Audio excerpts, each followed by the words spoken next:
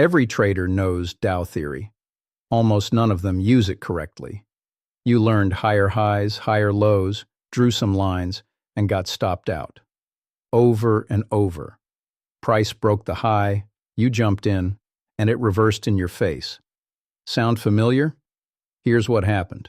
Someone taught you Dow theory as geometry. Draw lines, connect dots, wait for breakout. But that's not what Charles Dow observed 130 years ago. He wasn't drawing lines. He was reading psychology. The psychology of who is buying, who is selling, and why. And that distinction, geometry versus psychology, is exactly why 95% of traders fail with this theory. Here's something most people don't know. Charles Dow, the father of technical analysis, never wrote a single book. He wrote editorials for the Wall Street Journal in the late 1800s. After his death, S.A. Nelson and William Hamilton compiled those observations into 6 principles. Those principles became the foundation of everything we call technical analysis today. By the end of this video, you'll know how to read market structure, identify where you are in a trend's life cycle, and know exactly when a trend is truly reversing, all from price alone. 3 pillars, 1 complete system. It starts with understanding the anatomy of trends, and most traders get this wrong from the very beginning. Imagine you're standing on a beach. You see 3 things. The tide, slowly coming in, lasting for hours. That's the strongest force. On top of the tide, you see waves, rising and falling, but always following the tide's direction. And on each wave, you see ripples, small, random, unpredictable. Dow theory divides the market in exactly the same way. The primary trend, the tide. This is the big picture, months to years. Is the market broadly going up or broadly going down? You determine this on the weekly and daily charts by reading the overall swing structure. Higher highs and higher lows equals bullish primary trend. Lower highs and lower lows equals bearish. The secondary reaction, the wave, weeks to months. This is the counter-trend pullback within the primary trend. It typically retraces 33 to 66% of the previous impulse. And this, remember this, is where smart money reloads their positions. And the minor trend, the ripple, hours to days. Dow was very clear about this over a century ago. Minor trends are noise. And in today's markets, that noise is amplified 10 times over by high-frequency trading algorithms. And here is mistake number 1. If you're applying Dow theory on a 5-minute chart, you're not reading the market. You're reading noise. Dow himself warned against this. The minor trend is unpredictable. It's designed to confuse you. The rule is simple. Anchor your Dow analysis to the 4-hour, daily, and weekly charts. That's where structure is real. Everything below is fog. You know the 3 tiers now. But how do you properly read the swings inside each tier? Because most traders get this part completely wrong. Everyone talks about higher highs and higher lows, but almost nobody talks about what makes a swing point valid in the first place. Here's a detail that changes everything. Dow theory emphasizes the closing price, not the wick. A swing high isn't just any peak on the chart. It's a peak where the candles before it closed lower and the candles after it closed lower. The same logic applies to swing lows. Why does this matter? Because wicks lie. A wick can spike above a level and close back below. That's not a new high. That's a liquidity sweep. But a candle that closes above the previous swing high, that's a structural change. Dow theory cares about closes. Now, with valid swings identified, here's how structure actually works. In an uptrend, each pullback holds above the previous swing low. That's the defining feature. Not just higher highs, but higher lows. The moment price closes below a previous swing low, the structure is broken. In a downtrend, each rally fails below the previous swing high. Lower highs and lower lows. The moment price closes above a previous swing high, the bearish structure is broken. And here is mistake number 2. Probably the most common one, confusing internal structure with macro structure. On any chart, there are primary swings, the big, obvious turning points, and there are minor swings, the small pullbacks within each impulse. If you treat every small dip as a structure break, you'll be whipsawed to death. Not every dip is a trend change. Not every bounce is a new uptrend. You have to know which time frame structure you're reading. Primary structure gives you direction.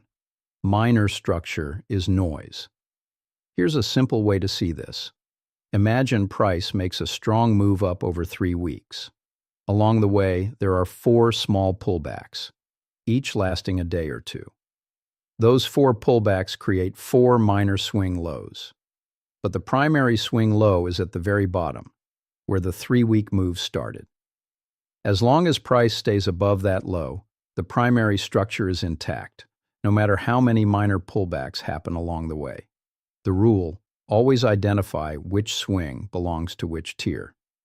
If the primary swing lows are intact, the primary trend is intact, no matter what the minor swings are doing. You can now read structure properly. But here's the next question. Where inside the trend are you right now? Because the answer changes everything about how you should trade. This is the most practical part of Dow theory. Every major trend moves through 3 psychological phases. Understanding these phases tells you exactly where you are and whether you should be buying, holding, or getting out. Phase 1, accumulation. The market has been falling for months. News is terrible. Retail traders are panic selling or completely ignoring the asset. Everyone has given up. But behind the scenes, smart money, institutional traders, funds, whales, they're quietly buying. They can't buy everything at once because their order sizes are massive, so they buy gradually, absorbing retail's panic selling day after day within a tight range. What does this look like on a chart? A boring, tight, sideways range after a long decline, low volume, nothing exciting, and occasionally price dips below the range, stops get hit, panic increases, and price comes right back. That's not random. That's by design. Institutions need sellers, and stop-loss triggers create sellers. Phase 2, public participation. This is the main event. Supply dries up because institutions have absorbed it all. Price breaks out of the range. Momentum kicks in. News starts turning positive. Trend followers recognize the move and pile in. On the chart, this is what you want to see. Large candles, clear directional movement, expanding volume. This is the longest and strongest phase. This is where money is made. Phase 3, distribution. News is euphoric. Headlines are screaming buy. Your taxi driver is talking about the trade. Everyone is in, and that's exactly when smart money sells. They need buyers to sell to, and retail FOMO is giving them all the buyers they need. Price might push to new highs, but the gains are getting smaller. Volume is high, but the moves are choppy. Something feels off, but the news says everything is fine. Mistake number 3, the one that destroys accounts. Buying during phase 3, thinking it's phase 2. How do you avoid this? One word: context. If the asset has been trending up for months, news is overwhelmingly bullish, and everyone around you is buying, ask yourself, am I late? And here's mistake number 4, a subtle one. Accumulation and distribution look identical on a chart. Both are ranges. Both have fake-outs. Both have sweeps above and below. The only difference is what came before. A range after a long downtrend is probably accumulation. A range after a long uptrend is probably distribution. Context is everything. One more thing about phases. In real time, the transitions aren't always clean. The breakout from accumulation into participation sometimes fails on the first attempt. Price breaks out, comes back into the range, and breaks out again later. And the shift from participation to distribution? You often only recognize it after the fact. That's why context matters more than precision. You don't need to pinpoint the exact phase. You need to know if you're early, on time, or late. The rule: trade during phase 2, the participation phase. Be patient during phase 1, and be very, very careful during phase 3. You know the 3 phases. But how do you confirm that what you're seeing is real. Dow theory has an answer for that, and most traders ignore it completely. Dow theory has a principle most traders either ignore or misuse. Volume must confirm the trend. Here's what that means in practice. In a healthy uptrend, volume should expand when price moves up, the impulse, and contract when price pulls back, the correction. This tells you that the buying pressure is real and the pullback is just a pause, not a reversal. When the opposite happens, volume shrinks on the impulse and expands on the pullback, that's a warning. The trend is losing its fuel. Buyers are drying up. Sellers are getting more aggressive. Now there's a practical problem. If you trade Forex or crypto, there's no centralized exchange. You don't have true volume data. Forex tick volume is a rough proxy at best, and crypto exchange volume can be inflated. So here's the rule for decentralized markets. Use volume as confirmation, not as a trigger. If everything else, structure, phases, context, aligns, low volume on a pullback is a good sign. But don't enter a trade just because volume spiked. Mistake number 5.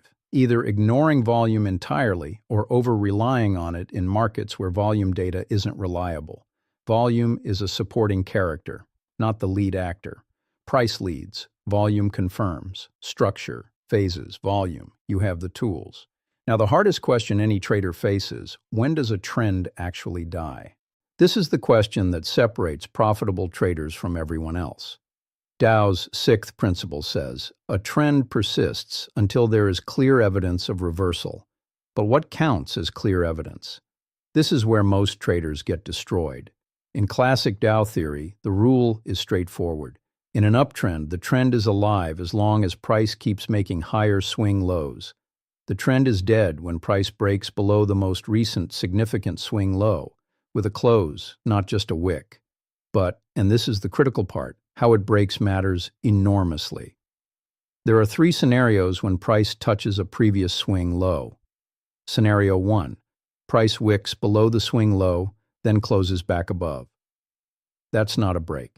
That's what modern traders call a liquidity sweep. Institutions triggering stop losses to fill their orders.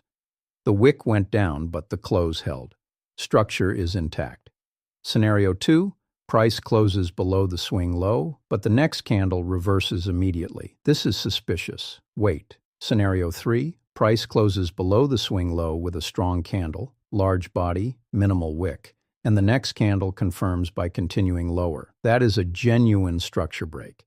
That is your clear evidence of reversal. Mistake number 6, and this is the deadliest one, confusing a liquidity sweep for a trend reversal. Price dips below a key low. You panic, you sell. Price immediately shoots back up without you. This happens because institutions need your stop loss to fill their buy orders. They push price below support specifically to trigger panic selling. Then they absorb those sells and move price right back up. This is what modern traders call a market structure shift. Dow described the concept 130 years ago. Modern frameworks simply gave it a precise name. And one more thing. Before you act on any structure break, ask yourself, which time frame did this break happen on? If a swing low broke on the 1-hour chart, but the daily swing lows are still intact, the primary trend hasn't changed. You're looking at minor noise, not a real reversal. Always check. Did the primary structure break? The rule? Never act on a wick. Wait for the close. Wait for follow-through. And confirm it happened on the primary time frame. A real break has displacement, a strong, full-bodied candle that doesn't look back. No displacement, no break. Now you know how a trend dies. But before that death, there are warning signs, and reading them early gives you a massive edge. Before a trend dies, it weakens, and that weakness leaves fingerprints on the chart, if you know where to look. There are 3 warning signs. Warning sign 1, diminishing impulse legs. Compare 3 consecutive pushes in the trend direction. If the first push was a long, powerful candle, the second was shorter, and the third barely moved, the trend is running out of fuel. Like a runner whose strides are getting shorter and shorter. They're about to stop. Warning sign 2, deeper corrections. In a healthy uptrend, pullbacks are shallow. maybe 30% of the previous leg, not even reaching the midpoint. But when corrections start getting deeper, 50%, then 60, then 70, each pullback is eating more of the previous move. The buyers aren't showing up as strongly. Control is shifting. Warning sign 3, failed breakouts. Price pushes above the previous high, but then immediately reverses. No follow-through, no displacement, just a spike and a rejection. This is often the final warning before a full reversal. Now, and this is important, these warning signs do not mean you should reverse your position. They mean you should tighten your stop loss, reduce your position size, and stop adding to winners. Weakness is not the same as reversal, but weakness plus a structure break, that's a high probability reversal. Mistake number 7, treating weakness as if it's a reversal. Weakening trends can stay alive for a long time. Only trade the reversal when the structure actually breaks, as we covered in the last section. Theory is done. 3 pillars: anatomy, life cycle, death. Now let's put it all together into a 5-step framework you can use tomorrow. This is what you came for. 5 steps, 1 framework. Everything from the last 12 minutes, compressed into a system you can apply to any chart, any market, starting tomorrow. Step 1. Define the primary trend. Open your weekly or daily chart. Read the swing structure. Higher highs and higher lows. Your bias is bullish. You only look for longs. Lower highs and lower lows. Your bias is bearish. You only look for shorts. This step eliminates 50% of bad trades immediately. You never fight the primary trend. Step 2. Identify the phase. Is the market in a tight range after a long decline? That's probably accumulation. Phase 1. Be patient, don't chase. Are you seeing strong directional candles, expanding volume, clear momentum? That's participation. Phase 2. This is where you want to trade. Has the move been going for months, news is euphoric, and everyone is long? That's probably distribution. Phase 3. Be very careful. Step 3. Wait for the secondary reaction. Don't chase impulses. Wait for the pullback. Dow observed that secondary reactions retrace 33 to 66% of the previous impulse. If you use Fibonacci, that maps to your 0.382 to 0.618 zone. This is where institutions reload and where your risk to reward is best. Step 4. Confirm with context. Does volume support the trend? Are closing prices holding? Has the primary structure broken? If the answer is volume confirms, closes hold, structure intact, you have alignment. If any of those fail, wait. Step 5. Execute. Enter in the direction of the primary trend during the secondary reaction in Phase 2. Place your stop below the most recent swing low. Trail your stop as the trend creates new swing lows. Exit when the structure breaks. When a swing low is violated with a close and displacement. 5 steps. Define, identify, wait, confirm, execute. That's Dow theory applied. Not as geometry, but as a complete trading system. That's the framework. Let's bring it all together. Let's zoom out and look at what you've just learned. 3 pillars: the anatomy, how to read market structure properly. The 3 tiers, valid swing points, closing prices over wicks, and why primary structure is all that matters. The life cycle, the 3 phases every trend moves through: accumulation, participation, distribution, where smart money buys, where the trend runs, and where it ends. The death, when and how a trend actually reverses. Real breaks versus liquidity sweeps, displacement is proof, and the warning signs that a trend is fading, and one 5-step framework that ties it all together. Define, identify, wait, confirm, execute. Dow theory is not about drawing lines, it's about reading the market's psychology, who is buying, who is selling, and why. And you now have the tools to do exactly that, a 130-year-old theory. But the way you use it today, after this video, is sharper than ever. If this helped you see Dow theory in a completely new light, Subscribe and hit the bell so you don't miss the next one. Next video.